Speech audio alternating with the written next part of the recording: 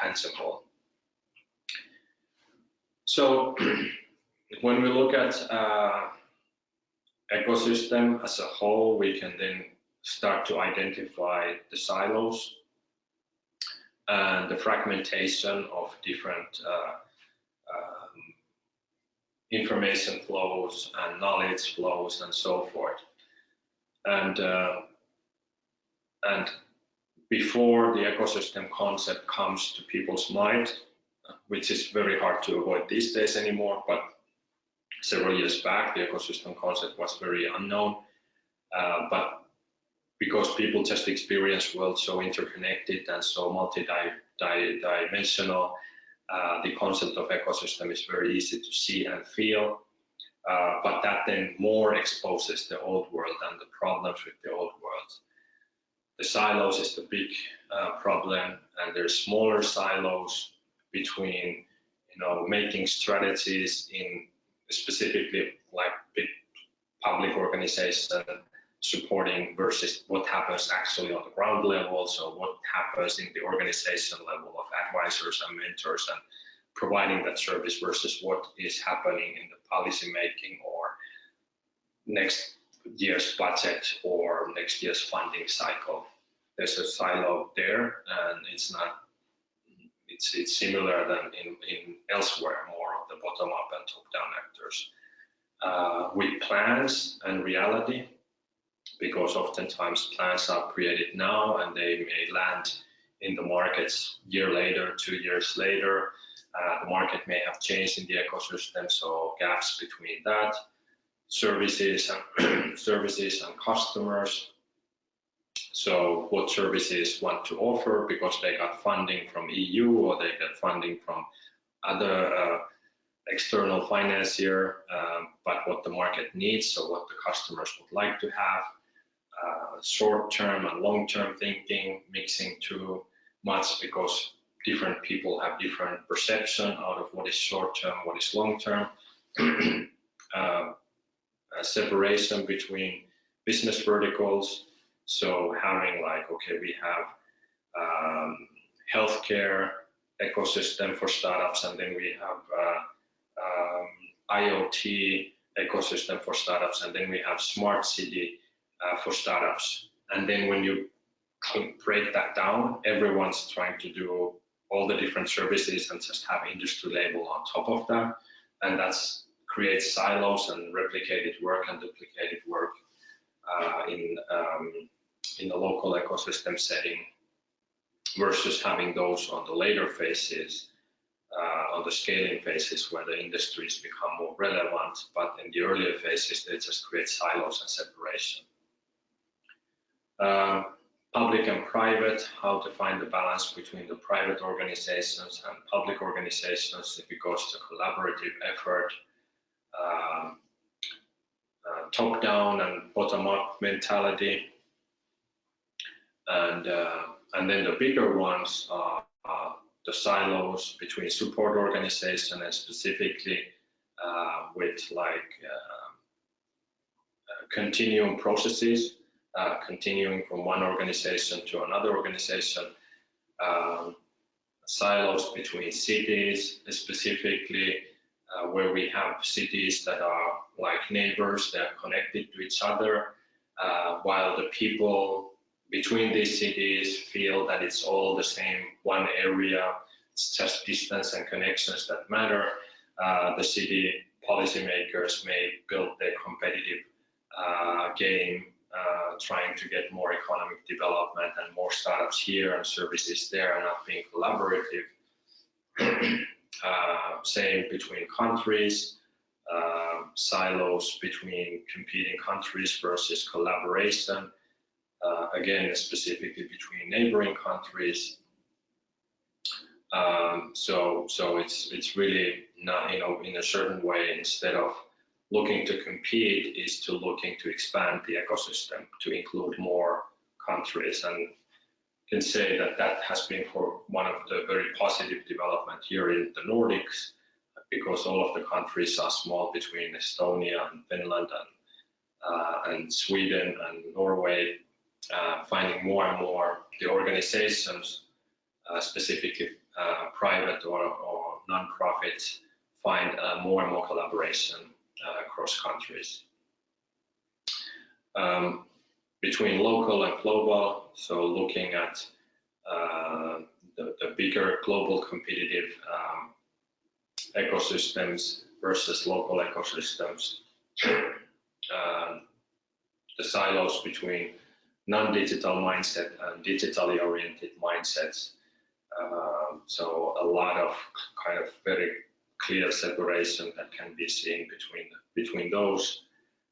Specifically software applications, information not flowing from one application to another, other than through people sending, PDF documents or Excel sheets and so forth, and databases for same.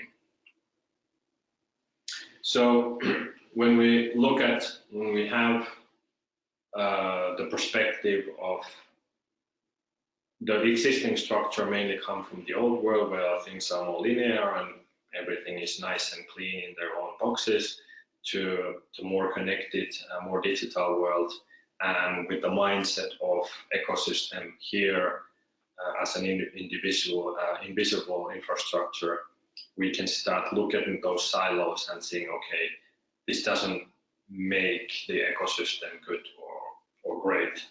So how do we move into breaking those? So one of the things is that we see a lot of effort behind people wanting to make these changes, but often the execution doesn't follow. So saying and agreeing doesn't make it happen.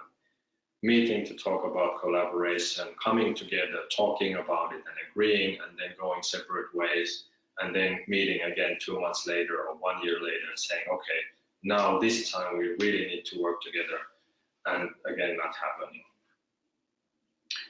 So this is a type of repeating patterns that tend to stick, and the only reason really is that it's missing the methods of moving forward rather than the willingness. When the willingness is there but nothing happens, there must be something else that stops that.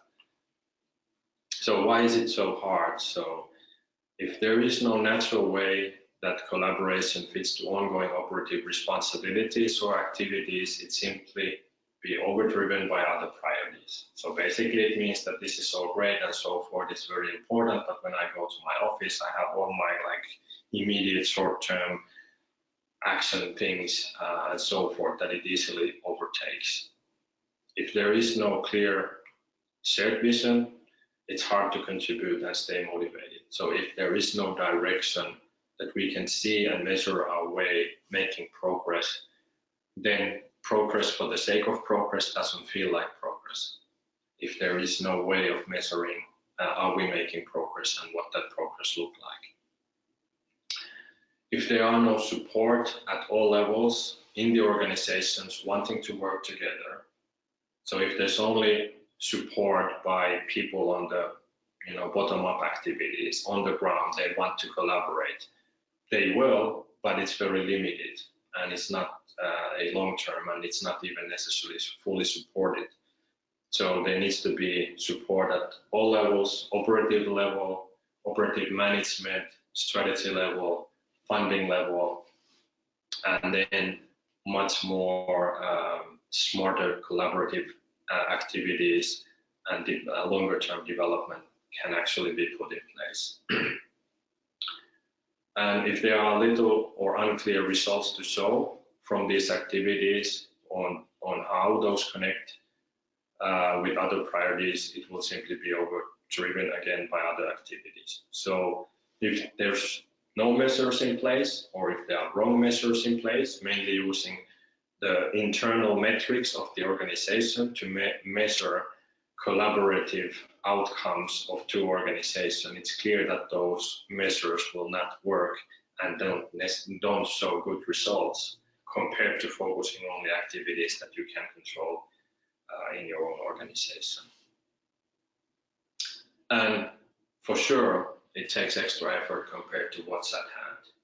So it's always easier to fall back into whatever is on the table or wait on the email and going there and feeling very productive and making a change, but it's a different level happening inside a silo versus what could be happening in building that ecosystem collaboration.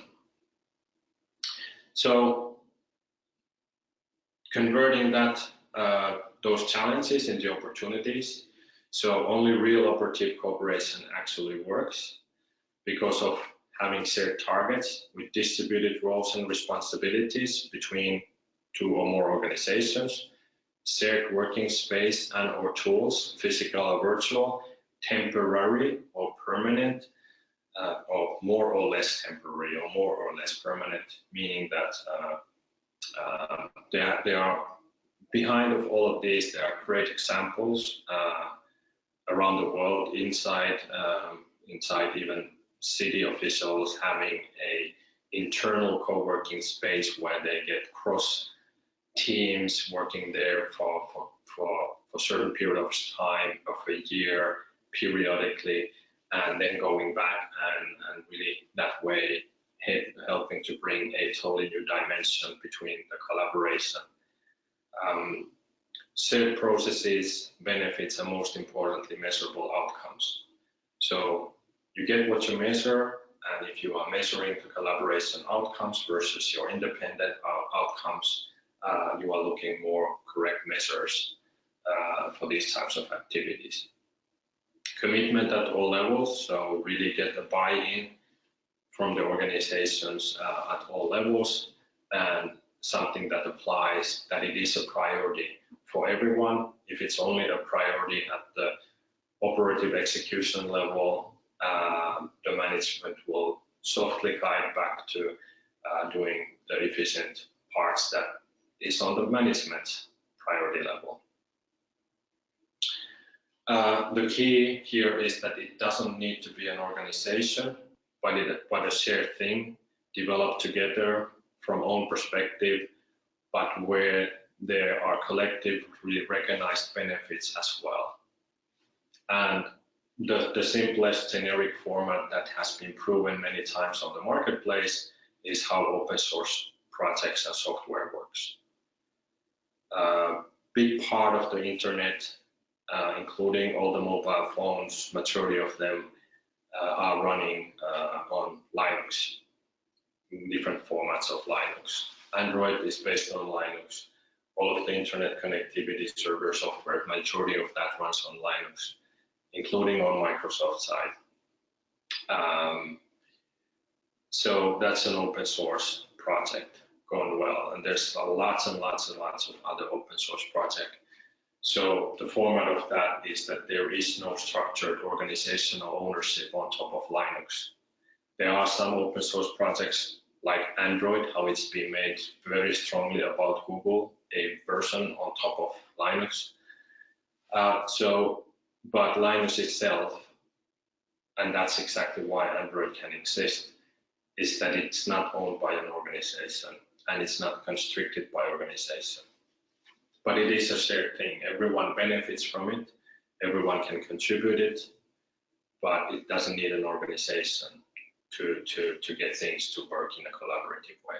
The key is that there is a shared thing, whatever that shared thing is made to be. So, but startup ecosystems can be identified, they can be mapped out, like so many mapping exercises have been done out there, some more successful, some less successful, but it is a necessary piece of the development work, but it should not be one-off exercise and it should not be left to get outdated. It's one of those potential shared things, but it needs to be treated as shared things, not an individual effort. Ecosystems can be measured. Therefore, because they can be measured, they can be developed, and for sure they can be improved. And there's many ecosystems in the world that are improving, some faster, some slower, but for the most part, all of them are developing anyway with different efforts. And we'll focus on those, on what we see as the most universally applicable approaches these days.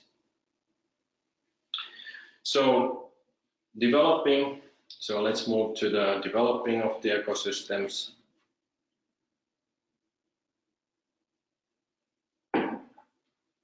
And some of this knowledge that we have started to develop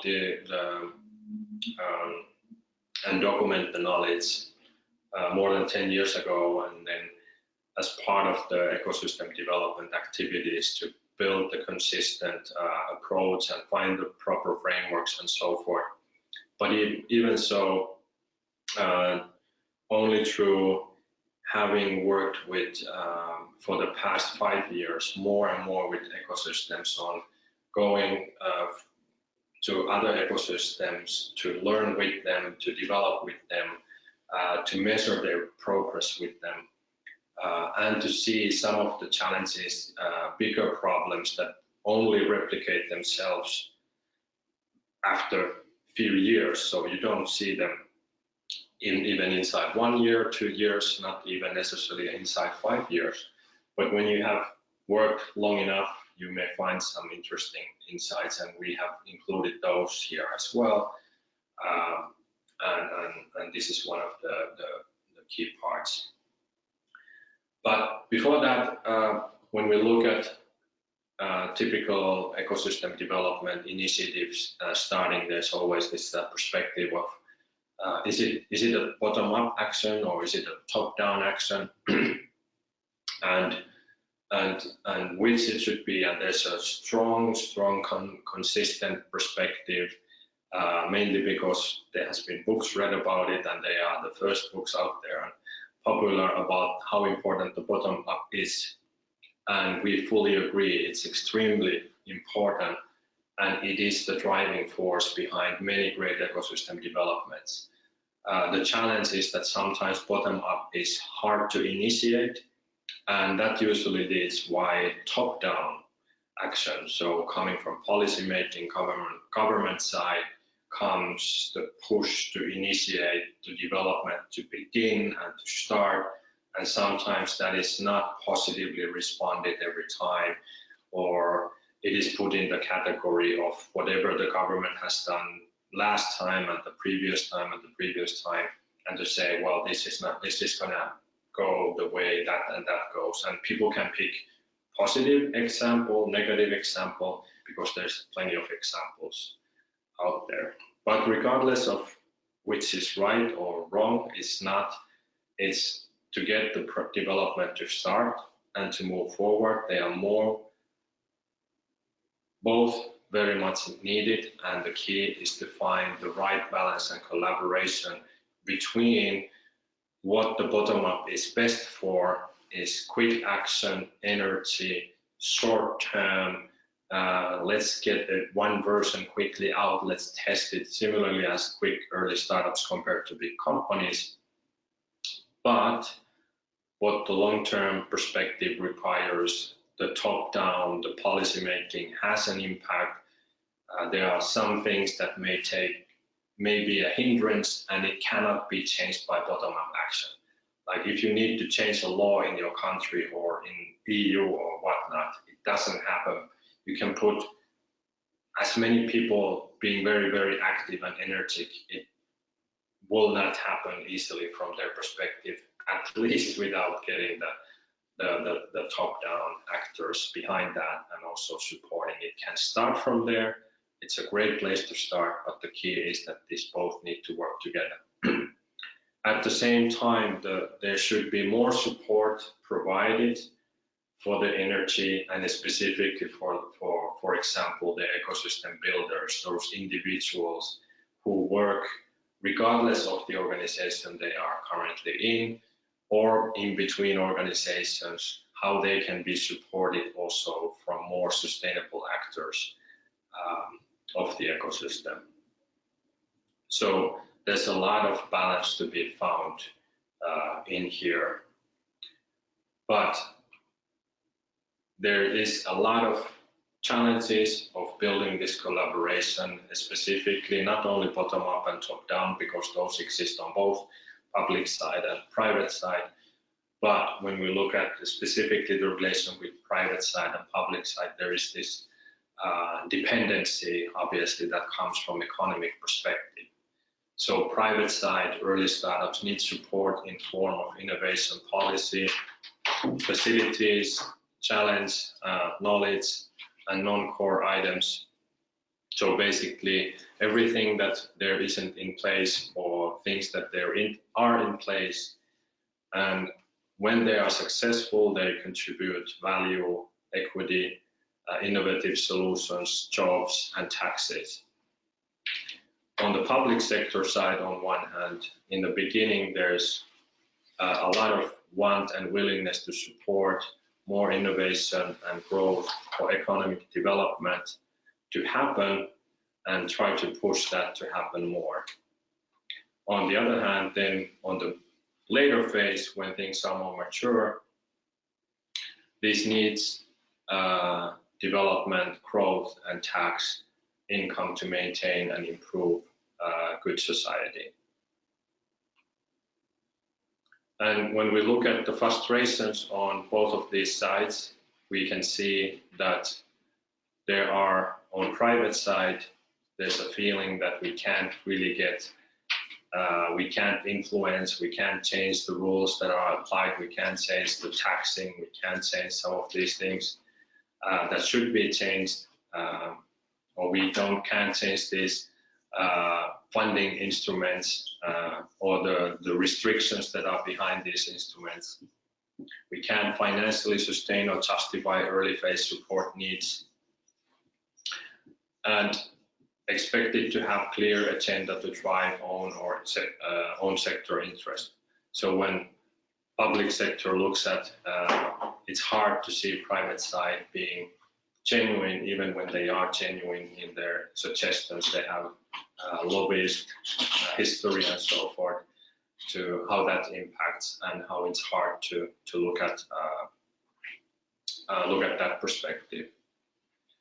And then when we look at on the public side, to really understand what or why changes are needed, also supporting different agendas, commercially unsustainable long-term or too high-risk areas are natural public support areas. So when we look at similarly these project-based cases, the project funding for public sector to create new services and so forth, or public sector to initiating an incubator or an accelerator when there is no in the marketplace, by providing funding for the first ones while they're being target of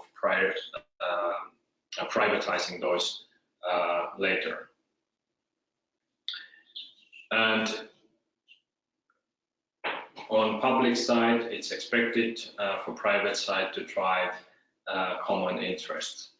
So there's really these types of things that are frustrations and friction, but the only solution is really to bring more dialogue between more parties and open discussion moderated by topic knowledgeable outsiders. So bringing perspectives from outside of home markets is a way to get on specific topics, specifically now in context of startup ecosystems, to really get a perspective on the matters. It's can be really hard to get a neutral perspective and view from own ecosystem. And when we look at the startup development phases and the support functions needed in the ecosystem, from the ecosystem perspective, the earlier development phases, they are typically public services and public funded services. And on the later phases, it becomes more vertical specific, private service providers and private investors and finance.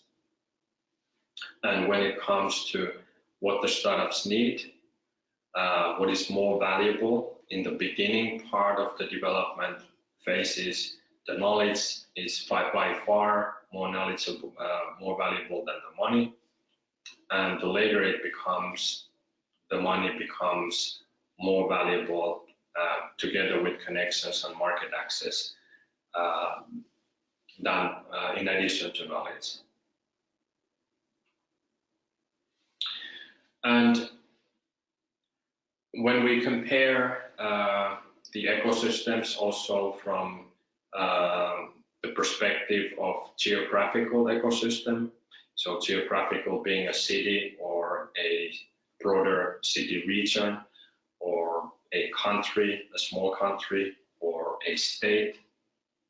And on the other hand, when we look at vertical, that can be like finance market, a healthcare, or so forth as a vertical. And of course, there are several verticals. So the more of the ecosystems, kind of this overall relevancy, the earlier it is, the more it tends to be locally geographical focused ecosystem that we should kind of look from the development perspective. And the more global market we go and the more private side we go, it becomes more business vertical, becomes more relevant. Because now the companies are growing out, you know, they're like teenagers, they're leaving their home, they're leaving the security, the support services, and now they are there on the markets on their own. But now more and more important are then the business vertical ecosystems. And of course, these overlap, but it is not effective and healthy if there's too much business vertical focused support activities in the very early development phases of the company. They benefit more from coming across with other industry knowledges for the innovation, and also the people who work on the support functions have much more knowledge to give than only for the business vertical focus. At least that's how it should be considered. And when we look at more of this global competition aspect, and we look at how cities and countries compete, this is a typical perspective of how the ecosystems would like, and specifically the public sector, how they would like to see happening with their ecosystem development, that more talent can be attracted, and specifically companies formed in our ecosystem and headquarters that brings taxes and so forth. But when we look at business perspective and we look at the startups perspective, they really want to be, once they get comfortable and they feel that their company presence, wherever that may be right for them, is right for them, and if the ecosystem is good for them, they typically want to be there and stay there. If not, then they will shop around and find a better ecosystem. But after that, they are not really interested in shopping around. Once they have established and they are on the marketplace, they're not interested in shopping around and moving their headquarters. That's not interesting, that's not beneficial for them if they are pushing innovation that is scaling value. The saving on city location is not their primary concern. So, but what they want to do is they want to be able to effectively be present in as many ecosystems as possible. So they want to have offices, they want to land, they want to learn, they want to partner, they want to spread and expand their business in many ecosystems. So more of that support function should be catered for making their business run. And then if they also feel that actually this is where all of our management want to spend time, maybe they move their headquarters there, but that should not be the primary target. It attracts one type of competition between ecosystems and cities. And I would say one of the most visible case was in US market when Amazon started to shop around for the second headquarters inside the US states where they would go, and there was such a financial competition by the governments of that it didn't, the outcome was not positive. I don't think for anyone, not for the city, not for Amazon, and for sure not for the general public.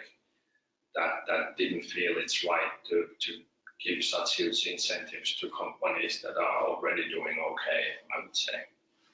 But the key is to understand these dynamics and think of the ecosystem communications and these competitions from this perspective. So the shared global reality is anyway that companies and startups will move wherever they feel is most fitting for them. It's no more complex than choosing your mobile phone carrier or your cell phone. There's a certain pain. Maybe it's at the level to change your insurance company, but for sure it's not that hard if companies want to move. So the key is to not try to stop them. The key is to make them feel comfortable, make sure the ecosystems are catering for the needs, and maybe selecting a specific type of companies or specific verticals where there's clear strengths for that. So that's the shared reality anyway. So the key is when you focus on making your own ecosystem great, then it will attract. But if you focus on attracting and your ecosystem is not that great, then most likely you have more leaving than you are able to incentivize to move in. So when we look at then how these two overlap, it's important to understand the geographical ecosystems and the business vertical ecosystems cross-cutting, and understanding that these business verticals specifically cut across multiple cities, city regions, and countries, and this is the right type of perspective to look at the business verticals in a location in the city, and really how to from this lens, how to best organize most efficiently the support functions around ecosystems and the connectivity using the development phases as the framework. And when we look at the ecosystem from a segments perspective, again on top of those development phases,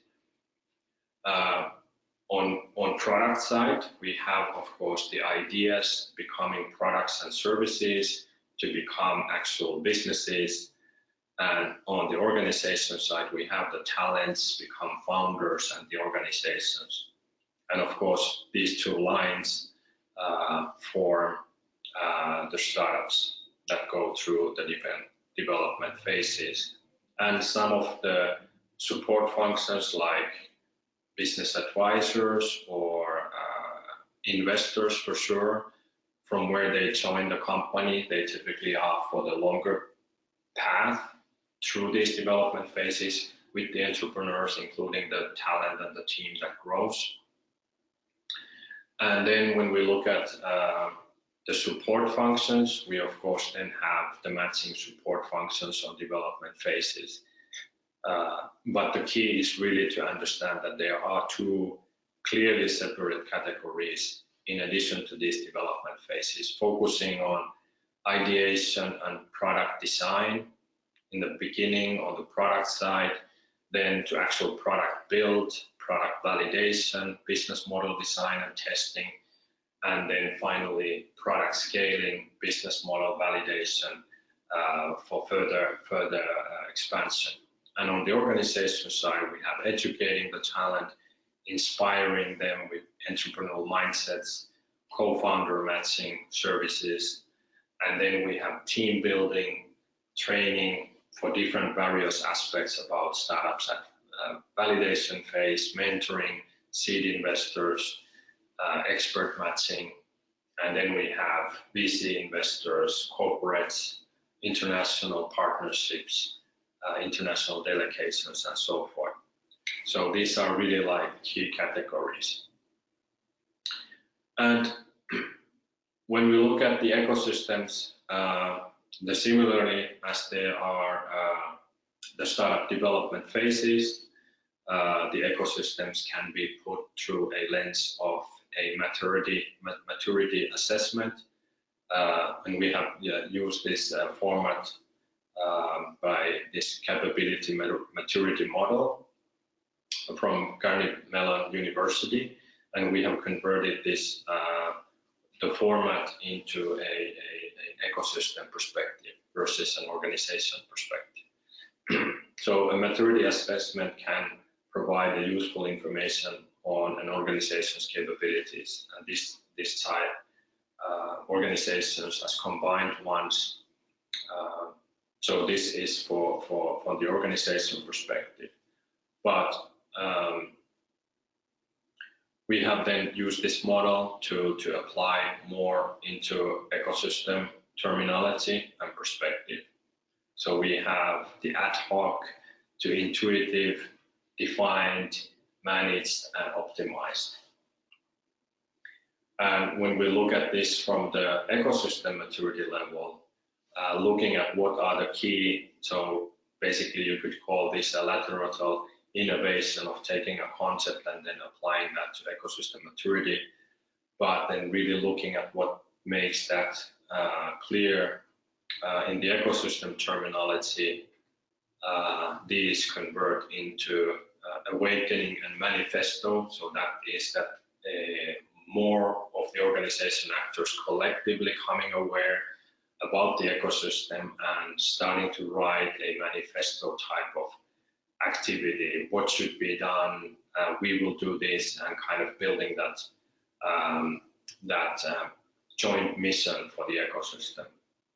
The next development phase as a collaborative effort of maturity is when there's a clearly mapping exercises happening, not independently, but collaboratively, and having a more defined vision, not only what we want to do, but where do we want to take it, and really kind of start looking at the development more as a organized, aligned mission instead of individual.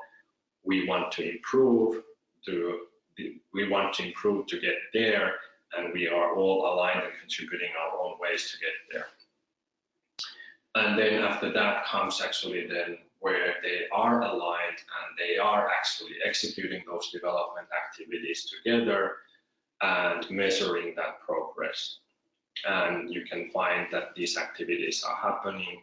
So when we go into a ecosystem development workshop, or we do on the ground activities, we assess to get where the general